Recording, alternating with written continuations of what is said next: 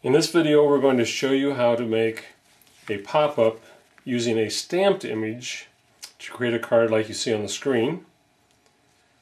First we start by stamping the image on a piece of paper, and then after you've stamped it you fold it in half like we have here. Then take our pop-a-stamp template. Now this is similar to our pop-a-stencil template, which is the metal one that's used for popping up dry embossing stencils. But here we have the pop-a-stamp template, which is clear, has lines and some holes out here in the end.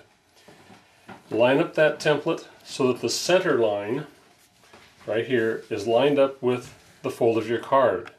Now you can see right through there, so you can see where the image of the stamp is. The letters out here at the edge are lettered A through S on both sides, going both directions. So we look under there and we find what pair of lines, both on the top and on the bottom, can we still see stamped image just before the stamped image runs out. So if we look up here, we can see that the wings go just above the line lettered M. If we go down here, it ends just after the line lettered J. Now we need to pick the same lettered line top and bottom, so it's going to have to be the letter J.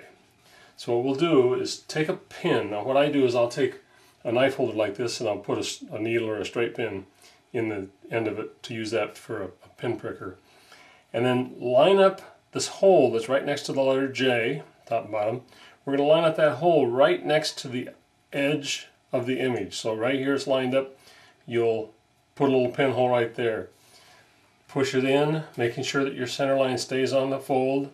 Go in until the hole next to the letter J is next to your image. Put a pinhole there. You'll do that for any part of the image that's above or below that line that you've chosen.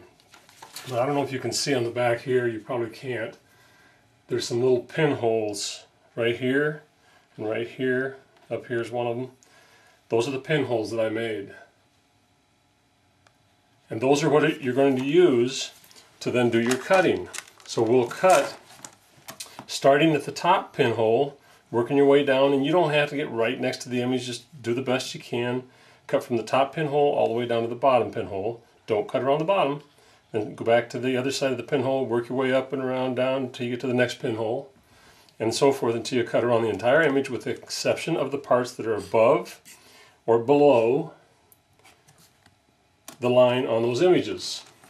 Now after we've got that cut, it'll look like this. I've already cut out part of the waist part there so you can see it better. Then slide your folding aid underneath and fold the top and the bottom of that image just like we did with our pop-ups and with the pop-a-stencil. And when you're done, turn it over, finish creasing the edges just like you did before, and then put that inside your card, and when you open it up, you've got your popped up image that you can then decorate to look like this.